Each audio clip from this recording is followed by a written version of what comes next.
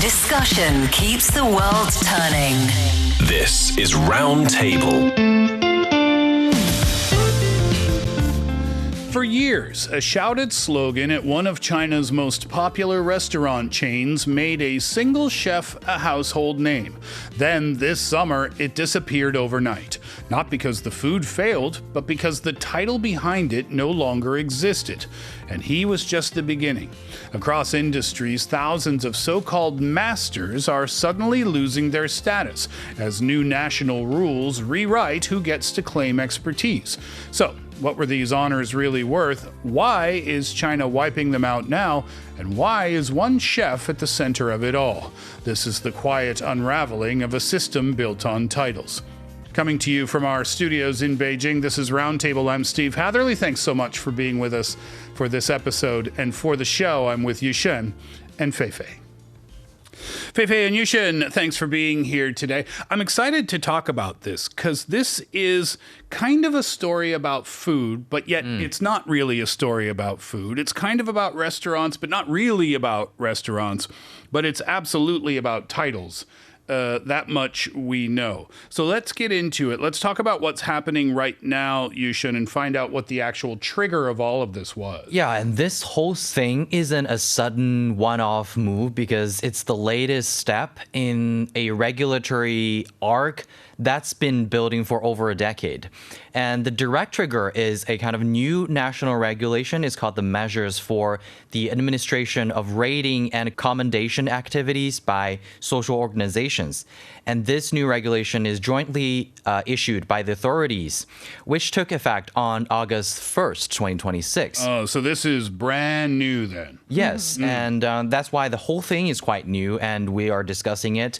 And this new regulation bars unapproved organizations from running some kind of city, a hometown of something, base of something, naming campaigns aimed at cities, counties, townships, and villages. Like, if you're awarding some places as the city of blah, blah, blah, like a city of the jade, a city of the pearl, you cannot do that. You can't do that anymore. Yeah, this isn't about food specifically. I mean, Fei Chu is kind of the face of this story, but it's much bigger than that. So just to be clear on what you just said, so if you have a town and the town wants to claim, like the town that is famous for... fill in the blank, they can't use things like the hometown of blank or the base of blank. And that applies to cities and counties and villages and whatever. It doesn't matter the size. And also other titles like national, like China, Asian, a world. You want to have a title like that to a like designated thing. You cannot also do that without any approval. So you need to go through some approval or registration process to be able to use a name or an award to hold an award program under the name of, for example, if I want to start my own China Laptop Association, is not something I can just start right now from here. I need to go through some process and to make sure I have the qualifications and resources to start a China Microphone Association. Oh, it's now a microphone. Just a moment ago, it was a laptop association. Oh, sorry. See, that's why you're not trustworthy. You can't even decide on your product. No, yeah, I get it. So putting China in front of that, just like putting hometown in front of that thing, you can't do that anymore either. All right. So you said that this isn't a sudden crackdown. This is a bit of a decade-long arc. How far are we going back here, and what was kind of the kickoff point? Yeah, back in 2012, actually, China's first regulations governing these kind of association-issued awards take effect. And then it's 2018, award programs using like national level designations become subject to stricter approval requirements.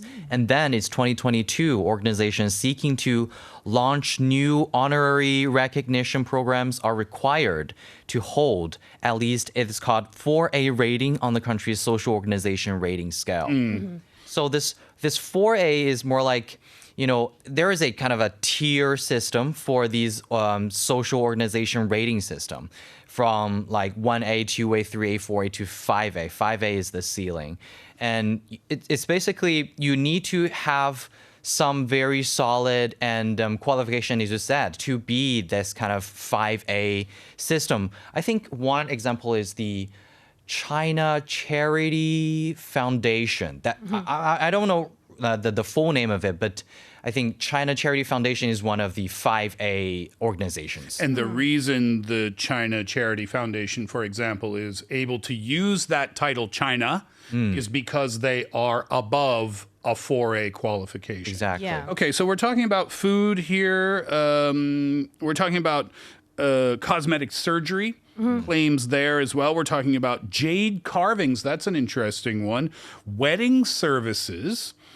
Tea. Yeah, This that's is- a prominent example. Yeah, I can see tea. Wedding services is a little bit confusing to me. So I think that's also sort of reflects the scale of this problem. I mean, most people won't think, somebody calls him or herself as the master of something or having the name of China something something association. It's not that a big deal. But when you see that from an industry point of view, anybody like wedding services, they can also launch something like I'm the, master of a certain wedding services. Yeah, the king of weddings. Yeah, who made you the king of weddings? Yeah.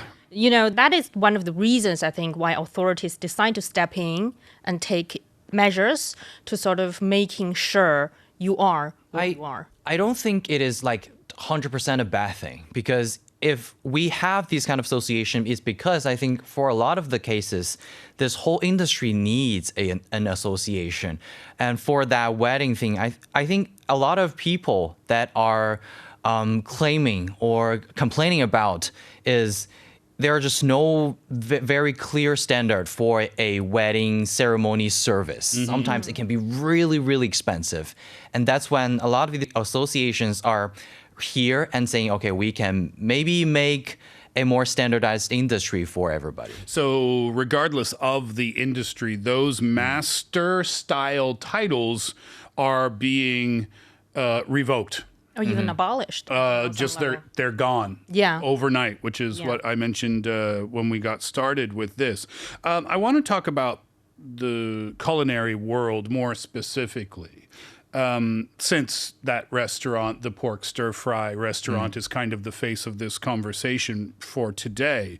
The title Chinese culinary master, I mean, there was a time when this title held a lot of water.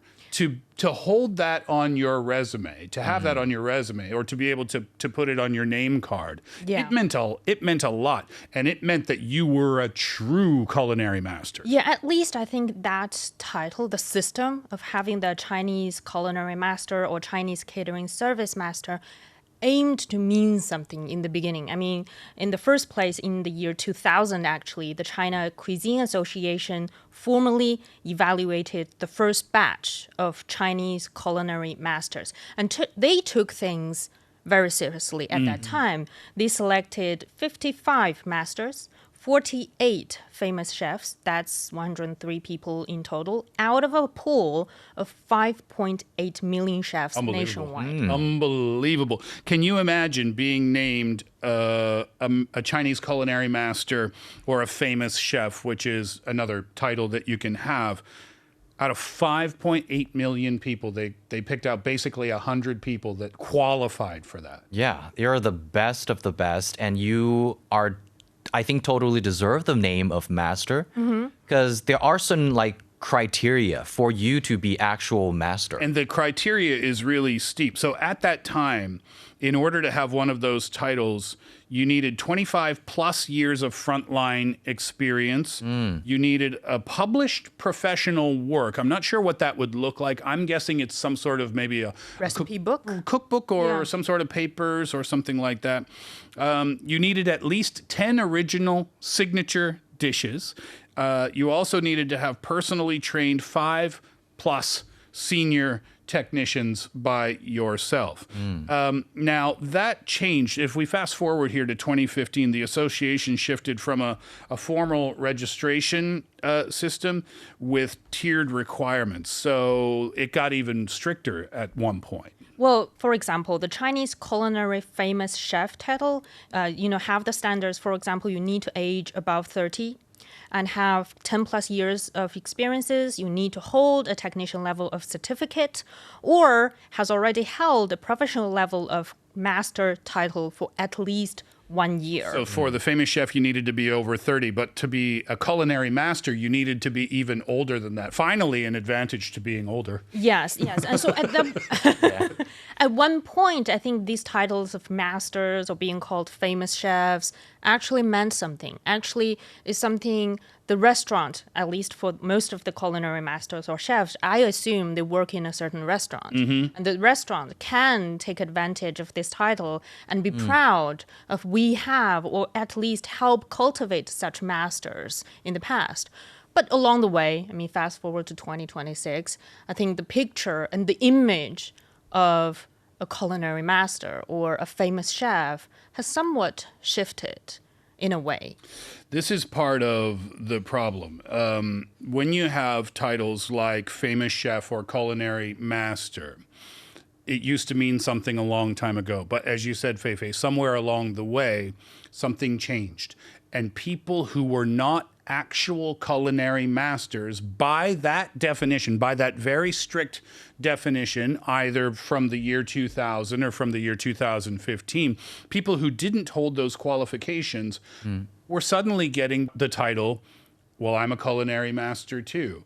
I'm also a famous chef. But they didn't deserve those titles. And one of the reasons they were receiving those titles is because they were winning competitions or being given out those, in some cases, or being given those titles from places that weren't qualified to give those titles. And that's why after the new regulation, new measures that we just mentioned at the beginning, the China Cuisine Association announced in late July 2026 that it would clean up and also revoke various titles it had previously awarded, including the master's, famous chef, and the king of something, with related certificates becoming invalid immediately. And I think I also want to point it out here that the China Culinary Association is not like a government-backed agency. It's more like an industry organization that mostly are like restaurant operators, chefs, service staff, or food writers or industry bodies that are part of this organization. So that also brings another problem that make the title of famous chefs and masters less trustworthy on some level is because the standards, for instance, start to have the problem of inconsistency. I mean, you can understand that because when judging a dish, whether it's tasty or not, can be a very subjective thing. Yeah, that's true. Yeah, for example, Yushun would like his short ribs to be on the sweeter side of things. I like my short rib on the salty side of things. It doesn't mean who is right or wrong here, but but when you are judging a dish, a type of cuisine based on different standards, and that meaning sometimes a master that shouldn't be qualified as masters was titled master. Well, I mean, if the institution that's giving out the title is not qualified 4A or 5A to be giving out these titles, well, then there's a couple of problems there.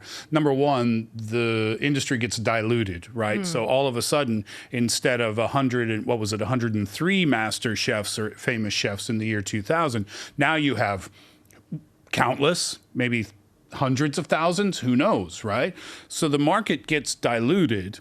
And then, like you said, Fei Fei, the level of trust, maybe that's too extreme to say it, but it's just the weight that comes with that title starts to be a little less impactful. Yes. Because if you walk into a shopping mall, for example, and there are a bunch of restaurants there, and every restaurant says Master Chef, Master Chef, Master Chef, Master Chef, well, then it loses its meaning a little bit. Yeah, and also when it comes to the hierarchy structure of the master chef titles is that not only we have like a national level of culinary master chefs, we also have provincial level of master chefs, and then municipal level, and then county level.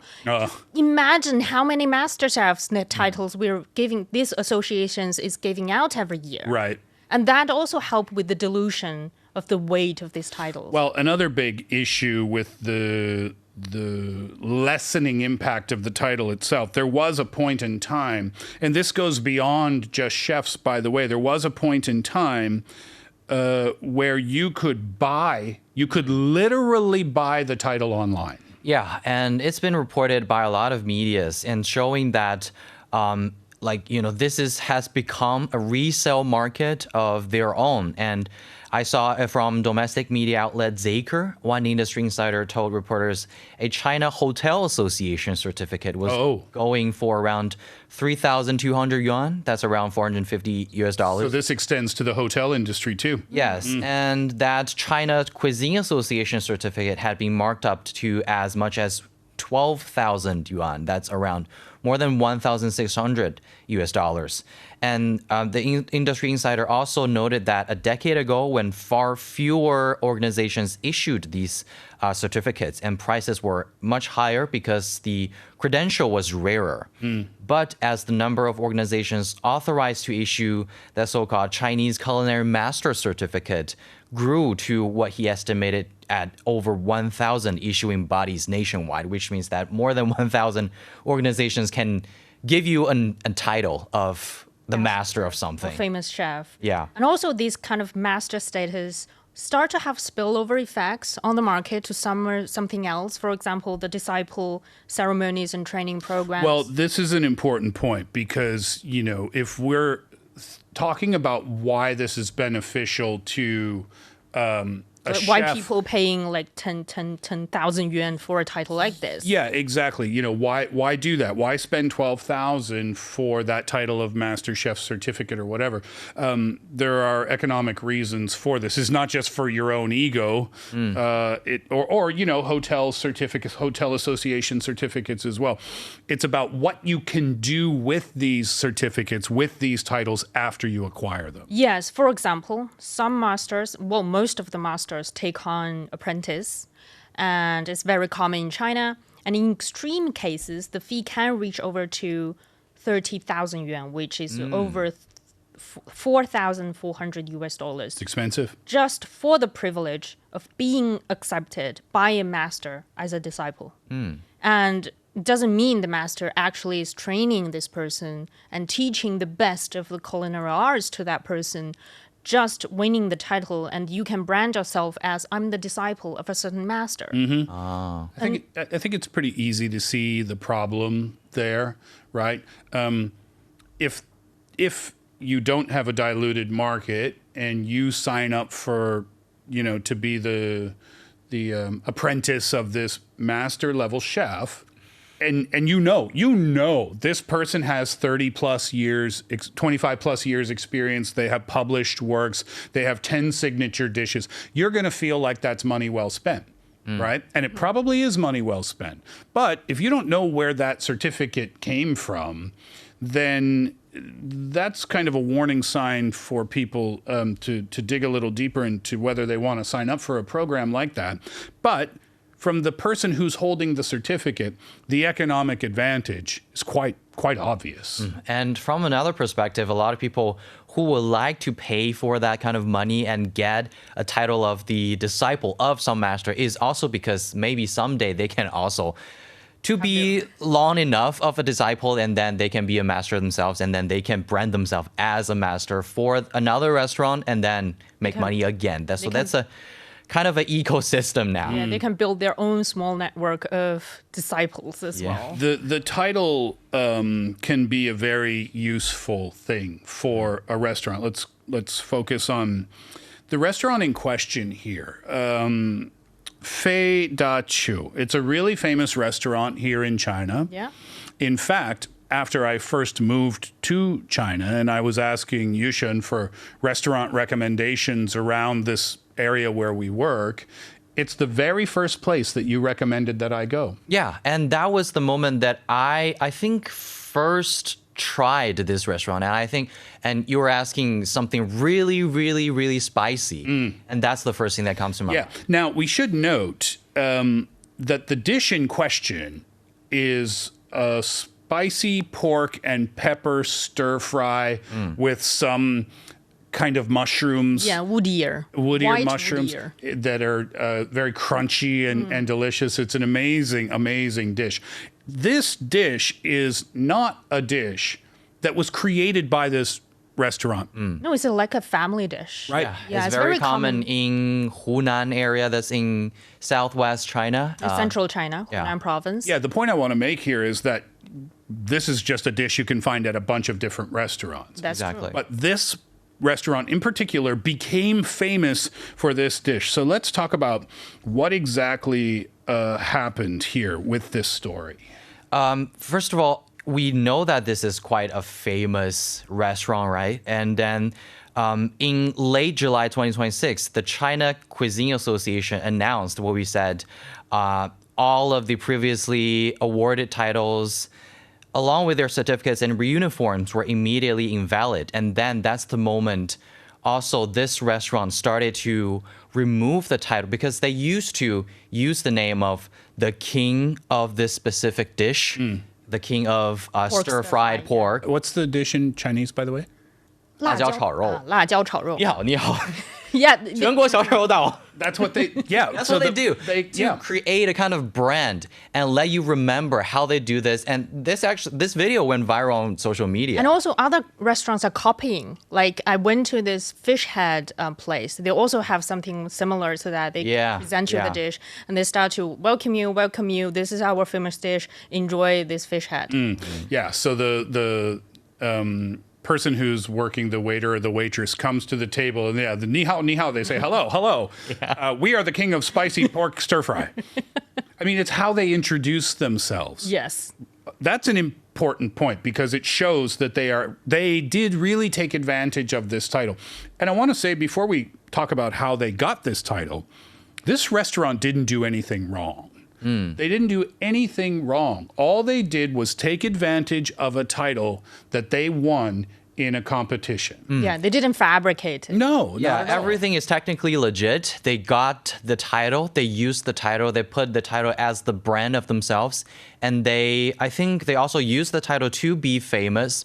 And of course, economically, a lot of consumers, diners go for this restaurant for this title because just very virually spread on the internet and they just want to try, okay, I want to see how it tastes as the king of the... That's actually my first reaction when I saw that poster. They're calling themselves the king of pork stir fry. I was like, who gave you the guts? Call yourself that. Well, we can answer that question as a matter of fact.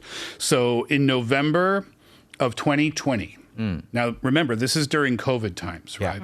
In November of 2020, the China Cuisine Association, the one we've mentioned a couple of times already, they co-hosted an online event. It was a national stir-fried pork competition. And it was online, COVID times, right? But immediately you're thinking, online food competition. Live streaming? How does that work, right? Yeah. So here's what they did. They had to submit a 3 to 5 minute vertical video of themselves, the chef or chefs, cooking the dish, plus photos of the finished dish. And they submitted that video. And then scoring combined public online voting and also judges who were watching the submitted videos. Everything is based on the videos. Yeah. I almost guessed that they invented something that can transfer the Vertical, taste yeah. and smell now. No. So Fei Chu, the founder, won the public vote. 19,000 votes. And that's how they got the title. Because the winner got the title, National King of Stir-Fried Pork. And from that time, he also got a Golden Chef honor as well. But from that time, that's when that restaurant was able to use that title, the King of Stir-Fried Pork. And that's why I said they didn't do anything wrong. They entered a competition, an online competition, and they won the title King of Stir-Fried Pork. All they did was take advantage of that title. But the reactions online were a little... Yeah, of course, if you're judging a dish through videos and photos, I mean, especially Just by how it looks. for a dish like a stir-fry pork, I mean, when it comes to the stir-fry pork, I think a lot of people, not only the ingredient, the peppers and pork, it's very important, but also the concept of guoqi. What's guoqi? It's the sense of stir-fry under extraordinary heat that can create that fragrance in your dish, which is essential in a stir-fry. That you can only taste through a dish that's cooked by that wok. iron pot and that With the stove. flames dancing up the side. Exactly. Yeah, that's what people are looking for when they especially try this stir-fry pork dish.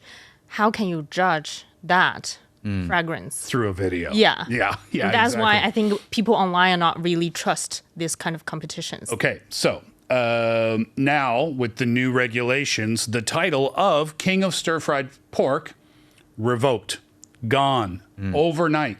It disappears. What did the restaurant have to say about this? The founder of this brand actually also kind of publicly, or their company kind of published that, saying the company totally understand what this regulation is about, what the direction that all these measures is going to do, and we will immediately also go along with this new principle. And I think that's why they removed all of their titles of being the king of something. Yeah, they change it into something like premium pork stir-fry Yeah. in all of their restaurants' slogans. And I think online reactions gave them quite fair comment because, well, people will say, I don't trust this restaurant, this title anymore because you're just get the king title from some videos and pictures. And others are saying, okay, no matter what, I went there, I tasted it, and I think they deserve this title. Yeah. I mean, that's public opinion, Yeah. right? Which is fine. But economically, I mean, we can't draw a straight line between the title of King of Stir-Fried Pork and how many dishes they sold, which, by the way, in 2023, Fei Yushun was selling around 5 million servings of just that dish per year. And the revenue from that dish alone exceeded 1 billion yuan. That's about $140 million. Now, again, we can't directly draw a line between the title, winning the title Of the king. of the king, and $140 million revenue. We can't say one directly caused the other. But I think it's a factor. It's a factor. I No mean, doubt it's a factor, for Fei Dachu, they charge like 68 yuan. which is more than what other restaurants Yeah, charge. which is about 30, 40 yuan for a dish for a stir-fry pork. So I think definitely there is a factor. They have the reason to charge you more for this dish because they're the king. They call themselves the king of the stir-fry pork. And people are willing to pay for the 68 yuan, I think almost double the price of other places because, well, they're the king of this. Why not try it? And I think it definitely is a factor, but I won't say it's a deciding factor. It's not like customers are saying, I'm only trying this dish because they're the king of stir-fried pork. They're famous, they're popular. Definitely part of the reason is also because it's good. The dish is good. It's delicious. Yeah, it's delicious. It has the perfect combination of pepper, pork, and the woodier crunchiness. So I think, and also when it comes to the service side of it, when you see the waiter waving at you, ni hao, we are the this and that, also give you the entertaining side of dining out. That is also one of the reasons they are one of the biggest popular restaurants in China. But would they have been that popular had they not gotten the title of King of Stir-Fried Pork? That's a question we will never know the answer to, right? So it's not fair to speculate. But it is, back to the heart of this issue, what we're talking about here is that whether their dish is delicious or not is kind of a moot point. It doesn't matter. The point is that they were given their King of Stir Fry title through an online competition that is not seen as a properly recognized way to get a title like that, which is why, and again, I want to make the point again, we're just using this restaurant as an example because this is what was in the news, but it extends far beyond the food industry. But this is why this is why they are making the move to say all of these king of titles, all of these master titles, all of them are going to go away now because of the potential economic benefit that you could receive through sales of your product or through apprenticeships or what have you. And you can't use that as a marketing tool anymore. I'm wondering, Steve, do you have like similar cases elsewhere in the world? Like, I'm not sure if it's chefs or a wine taster or somebody else, a coffee maker, barista, for instance, took advantage of a competition they enrolled to and then won a title somehow and then start to take advantage of that and build a brand around it. That's a lot of questions. It's like a big pot of stir fry. I'll get back to you in a week.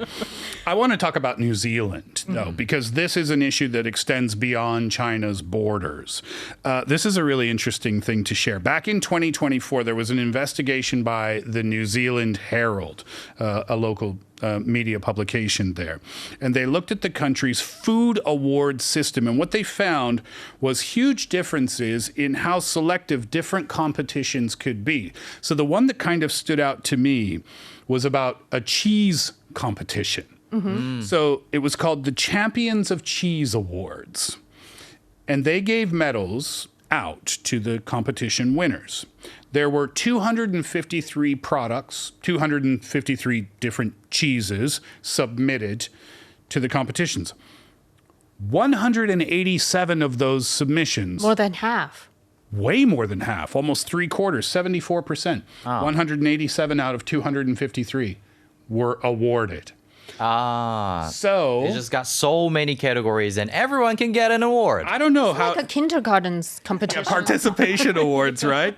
So 74% of entrants received an award. Now, what's the significance of that?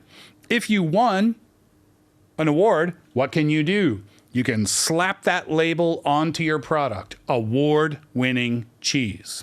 So that's where a lot of this award-winning Coffee beans, wines, chips, whatever. burgers. Yeah, well, potentially, yeah. Also, they found in New Zealand the Outstanding Food Producer Awards. They gave awards to, out of 355 products, 261. Oh, That's that's even more than. close. So yeah, it's 73.5%. It's almost exactly precisely the like same. a kindergarten's competition. Everybody gets award. Yeah. Now, by comparison, I don't want to paint the picture that New Zealand's just throwing out cheese awards every day, because they're not. By comparison, other competitions only recognized about 2% of entrants. But the point there, through that 2024 investigation by the New Zealand Herald, is that it's the same here in China. It's just an uneven distribution of who's receiving these things. It's more of the industries get together, have fun together, giving out award together, and so in the future they can have a easier marketing or branding way in outside to the public. I mean, obviously, it's going to make a difference to brands, but not all brands, right? Legacy brands are going to be able to continue to keep their titles. Yeah. And, of course, these kind of brands that with these, let's say, intangible cultural heritage title, because they are legit, like, Inheritors of these titles. of course, and then they will still have these kind of titles. But it's just because we have these kind of China Cuisine Association revoke all of these titles. And maybe some of these restaurants have a wall of the masters, they will just remove that. And if they're branding their dishes as the dish of a master's pick, then it will not be available anymore. But the thing is that there are systems that is legitimately giving people certificates and showing their actual techniques and skills. State-run vocational skill level certifications and also intangible cultural heritage, as we mentioned, transmitter designations issued through government channels, not trade associations. They are still remaining valid and are expected to carry more weight going forward as more, rigorous and less commercialized signals. And I actually quite shocked by the whole situation, the phenomenon of these association thing. Because back then we had the discussion of, okay, we know that there are like Sichuan Hot Pot Association. We always thinking, it is such a good thing that there is a place to promote that specific cuisine or local culture and traditional type of food. And now we're also seeing another side of the establishment of a lot of these associations. Maybe that's how it works. Maybe some of the associations, they are kind of also quote unquote commercialized in a little bit. Yeah, because when it comes to these industry associations, I mean, I get why they need these kind of organizations because as an industry, you need a place to build a network, to know where and discuss and decide even where your industry is going, and even to pick the talents that you want for your industry. But it still are businesses getting together. And when businesses are getting together, they will talk about things like benefits, revenues, branding, and marketing. And somehow they sort of tilted towards a somewhat, I won't say it's wrong direction, but it's definitely not a direction where in the industry as a whole want to go to. For example, for the culinary industry, I don't think they want to see their master titles and famous chef titles are being diluted to this point. Sure. They're won't be happy to see, for example, for the first batch of the masters that stood out in close to 6 million of chefs. Who deserved to have that title. They won't be happy to see their title of masters being downgraded to today, that people are just thinking you're just buying your titles. I think the opposite. I think they might be happy with this. Finally. Because they've been watching the market become diluted with all these, I'll do it for the last time, these master chefs, knowing full well that they weren't. And even though they're losing their own potential market strategy of calling themselves a master, rightfully so, they'll still, people know who these master chefs are by now, I think. A delicious dish is a delicious dish. But the people who don't deserve those titles, those are all gone.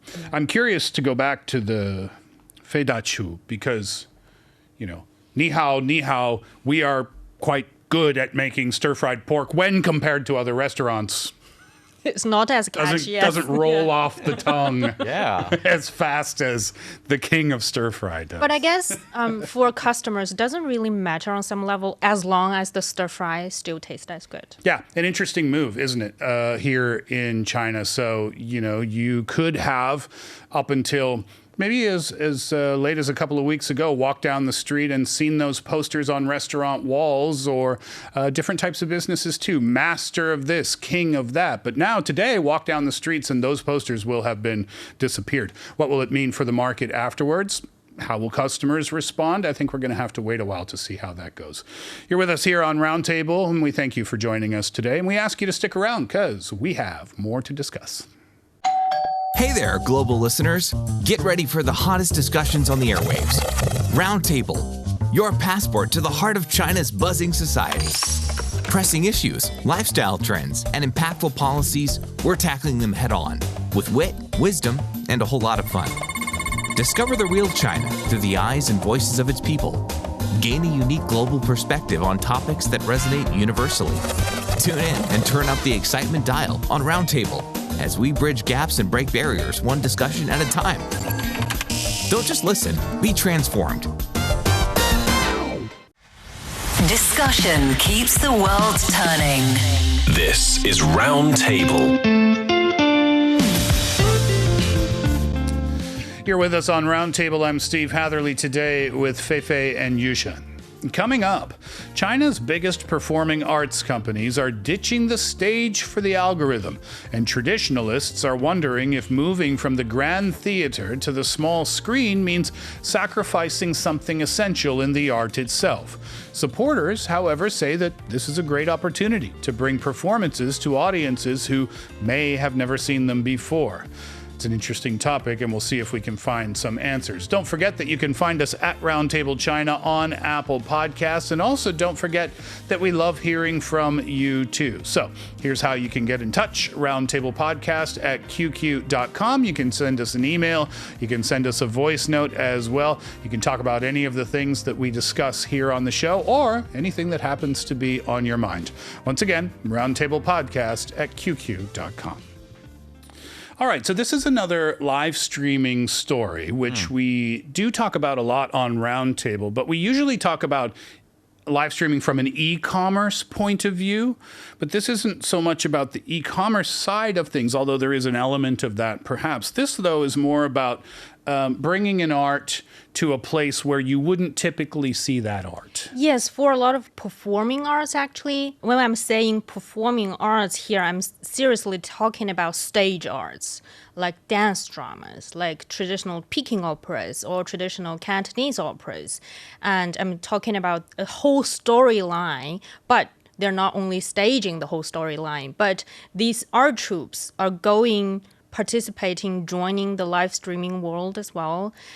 We have a very famous concept in the live streaming industry called group live streaming, meaning more than one people participate, host one of those live streams. And so what happens is a lot of the dancers from these art troupes, mostly from local art troupes, for example, from the Jiangsu Art Performance Group Opera and Dance Drama Theater, they start to stage their signature ink-painted Jiangnan, a dance poem inspired by the landscape and aesthetics of southern China, Jiangnan. That's what Jiangsu and Zhejiang is famous for. And they are starting to performing bits and skits from this big drama to one of their live streaming sessions. So when you go on the live streams, what you can see is the performance or elements of the performance that they would do if they were on a stage in front of an audience. Yeah. And we mentioned the idea of group live streaming or group dancing is actually a form of bunch of dancers, I would say. They will dance together and then they will in turns, one after another. And it is quite popular, and their quality has been raised to even sometimes cinematic levels. The transition, the special effect. And that's why I think a lot of people on social media or these short form video platforms really like them. And they're, I think, paying a lot to actually just to praise how good they're dancing. And now we're having another, I think, category of the dance performance into these live streaming rooms and platforms. And then they're not only seeing these kind of, I would say they're not that totally amateur dancers, but I mean previously the dance group thing, but they're not that professional as what Fei Fei just mentioned. Yes. These kind of performance art. And we're not just talking about a few or a couple experimental performance by a number of art troupes. Actually, dozens of quite famous performances are also doing the same thing. I think the most prominent and well-known production would definitely be the poetic dance, The Journey of a Legendary Landscape Painting, 只此青绿. I watched it in the theater. Do you like it? Marvelous. I want to ask, so culturally, are these, and you've mentioned a couple of performances already, a couple of different titles. These are really important culturally. Everybody knows these titles. Everybody knows about these performances. Yes, for example, 只此青绿, the poetic dance, they were staged as part of the Spring Festival Gala one year. And That's when it got popular and more people know it. Okay. And then I think one of the reasons that they got into these live streaming platforms is because they are famous. And they got the reputation of being the signature of the performing art here in China. And that's why I think they want to reach out more audience through this new way. They're getting support. This new development, these dance troupes, these dance troupes, are getting institutional support as well. It's under the guidance of the Market Management Department of China's Ministry of Culture and Tourism. The big shows on group streaming. It's called the Classic Production Support Program.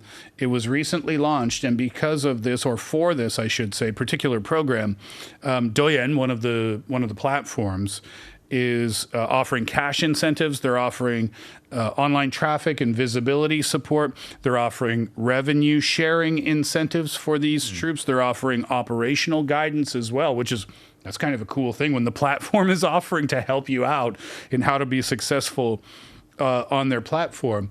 They're getting a lot of support. yes, So that they can be successful here. yeah. The question I have is, I have a few questions, but why are they getting this level of support when this is typically an art form, a beautiful, traditional, culturally important art form that would be reserved for the stage for the most part. Why is this getting such backing from government organizations and platforms to make sure that they can try to be successful? Well, I think the answer is sort of multi-layered. There are a lot of reasons and factors behind. One of it has to do with something that the online contents that we are seeing in recent years. For example, when we're talking about group live streaming in China, not only in China, I think it's also very popular on TikTok in other parts of the world. When we're talking about group live streaming, most people will start to think they're definitely not very sophisticated, and to the point that some contents can be vulgar, can be inappropriate. And also when it comes to live streaming in general, not only about this group live streaming, a lot of live streamers would have acts like entice their audience to pay to send gifts. You know, during a live stream, you can send gifts to the live streamer, which you pay with your own money to send those gifts. Some gifts are very cheap, 1 or 2 yuan. Some can be more expensive. And I think on some reports, we've seen people spend thousands and even tens of thousands of yuan on these live streamers. And some of the live streamers have tactics to entice audience to pay more and more and more and more for their own benefits, of course.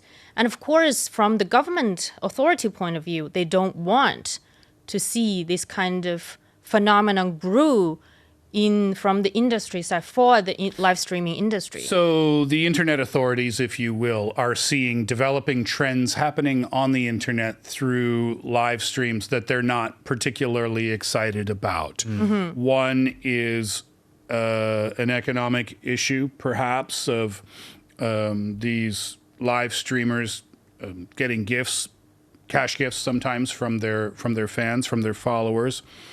The other is more of a content issue where some of the content might be deemed as inappropriate. The inappropriate content part I can understand, although the part about getting gifts from your fans, if you're an influencer, cash gifts, isn't that just part of the business, part of how it goes? I think that's also one of the reasons that these forms, these group dancing are getting popular, because they use these kind of tactics to attract more audiences, because this is a little competition between different streamers. And then if you vote for this one or you pay more for this one will win. And then there will be little fun punishment games for the losing one. So I think this is the foundation of the whole business of these group dancing thing. This is a really, really popular industry. This is a really big market, and more and more people are going to these platforms just for watching these shows. And there are actually stats showing that, the whole market of these live streaming, together, they had live streamed more than 16,000 performances, and by late June this year, 57 professional arts organizations across China had begun regular group live streaming on Douyin, which means that there is a huge audience base on this form of live streaming. It's just the content, if people are just changing it into probably more artsy I think things. Another reason is when we're talking about theatrical arts, I think we talked about it on Roundtable before, is a lot of different forms of theatrical arts are facing threats and challenges in today's market simply because they cannot cultivate a very big base of audience. They cannot generate enough revenue to survive in today's market.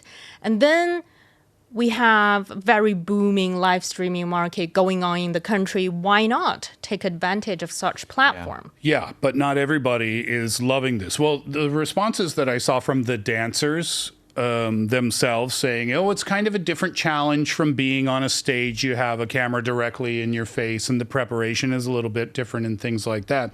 But there are also people, and I think Yushun is one of them, Yes. Who perhaps think that taking an art form as precious and as culturally significant as these ones and putting them into a market where it's typically flooded with amateurs who are, perhaps a group of teenage girls who are like, hey, I'm doing the latest pop dance move with my 4 friends, putting that directly next to some trained professionals. You don't necessarily, and other people don't think this is necessarily the best move. Yeah, I'm not trying to criticize which one is better or saying that this one doesn't deserve to be like this. It's just, why do we have to reshape everything like this just to appeal to a certain group of people that we have to make it fit in a short form video platform? It feels like we are making a lot of things to be on social media and short video platforms. We do recruitment, we do blind dating on these short video platforms. And now, I know previously probably people do that for a little bit fun, but this one, I think we also need to show a little bit of respect to some of these art forms that if it is supposed to be on a stage and you should watch it in the theater, why don't you just go to a theater and watch it? Of course, there can be advertisement on social media, but that should be just a clip of it. And it's just a method of promoting this thing. That art was not created For this. For fun. Yeah. for fun or for these platforms. But I think that's kind of what some people are saying, is that it is partially destroyed in that you're not getting the full performance. You're not experiencing it the way that it was intended to be experienced. Yeah. So again, we're diluting this art down to a Short video. how long clip. You're doom scrolling seconds, yeah. You're doom scrolling in bed at night before you go to sleep, and you just stop on this gorgeous traditional performance, and you next one. Isn't that disrespectful somehow? I think the both sides just want this performing arts to be good, to be acknowledged by more people nationwide and worldwide through these short video platforms. But the thing is that we need to, in the form of making these things meaningful.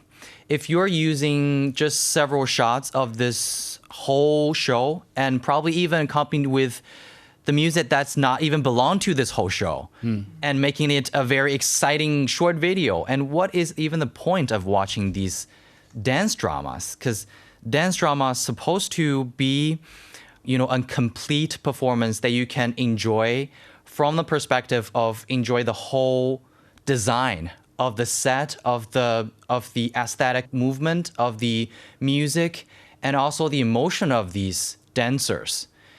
And if we're just watching these through several seconds, and can we really even call it a dance drama? Yeah, I understand. I agree to a certain point. But worldwide, I'm very interested. I've been in China for a couple of years now, and I'm very much interested in people knowing more about this country, just as I'm sure you're interested in people knowing more about China too, who aren't from here or who have never visited here before.